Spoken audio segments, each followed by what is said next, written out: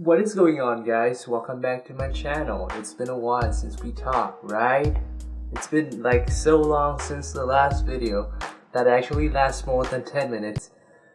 Well, there has been a lot happens. I changed my YouTube name, got my new hair. It's still trash like usual, you guys see. Okay, stop. The thing I want to talk about today is... Can you edit that out so I can do that again? Did I tell you to add the text in while I'm talking? Thank you. The thing I want to talk today is panic buying. What does that mean? It's like overbuying and overstocking because of the pandemic. I think you guys all know about the COVID-19 spreading around in the world these days. And I'm a stock person and I just desperately can't take it when customers were actually stocking too much for themselves. I just desperately look at them and be like, Thanos should have killed all of us. Thanos should have killed all of us. So in this video, I'm just gonna share my thoughts about panic buying and overbuying for stuff. Well, notice that this is just my personal opinion. So there are 3 reasons why I'm so against panic buying. Number 1, it's a pandemic. It's not like a famine or like a natural disaster, because the World Health Organization, they just declared it to be a pandemic just a week ago. I mean, it's too late, but they did it anyway. Whatever it is, it's not like a famine, it's not like the end of the world. Why are people having to stock up so much for themselves? Like, they were assuming that maybe stores and factories are not going to be open for months. So that's why they're just stocking too much for themselves. We're not running like in a shortage of food or something, because even the food organizations, what is that? World Food Organizations? The FAO, Food and Agriculture Organization, they have not declared a state of emergency yet about a shortage in food and things like that. So what's the point? And then you're just gonna stock all of them, store all of them in your basement. Guys, just chill out. It's a pandemic. It's not like a natural disaster or something. Have you guys seen any like big earthquake happening in the last 30 days? But even if there's an earthquake, why do you guys be so panicked? Earthquake! I was pretending. Does that look realistic? Shame. Well, for those people who have stocked up like 5 or 6 cases of noodle, I hope that by the end of the pandemic, you should donate them to your local food bank or charity, because you guys don't deserve that much. I swear. You guys don't deserve that much food. Those food needs to go to who deserves it, like the poor people. And like looking at the aisles, when I go to Superstore last night, I look at the aisles, they're so empty. They're just like people are like panicking, and all of them were trying to fill their carts with 2 or 3 stacks of wheat and rice and all stuff like that. We owe all the poor people, visible minorities, and natives an apology. You know what this overbuying and panic buying leads to? Inflation. So imagine it's like this.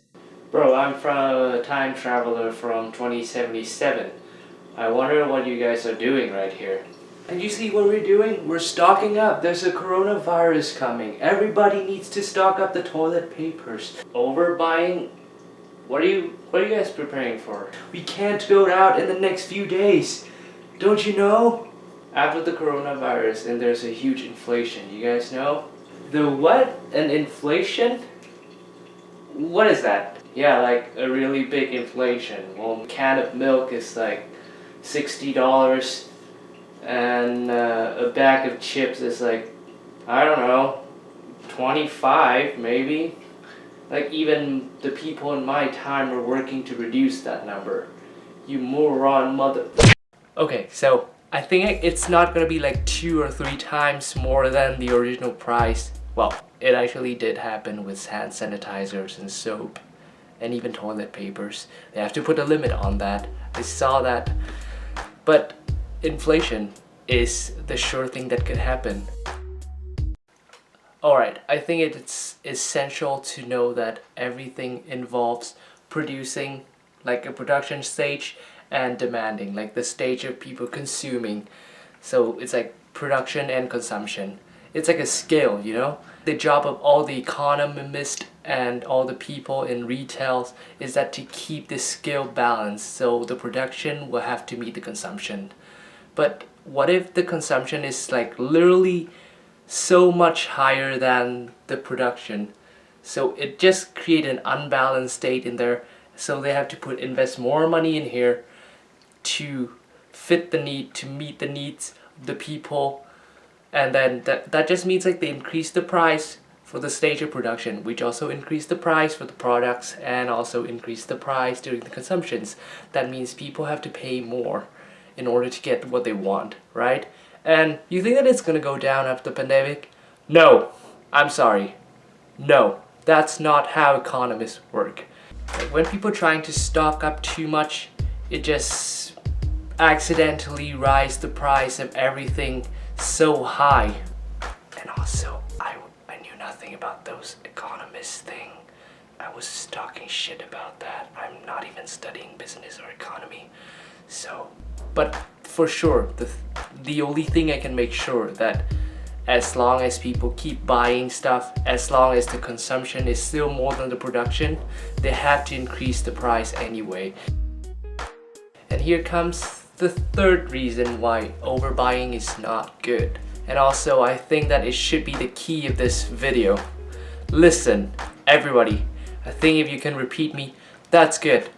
Overbuying just makes you look like a moronic customers in front of everybody, because it's basically proves how selfish you are, and you have given your last piece of sense of shame as well as sense of care. You only care about yourself. You're not even thinking about the community over there. I know like in a big community there are a lot of people that wants it too, but why would you take all of it for yourself? Why would you do that?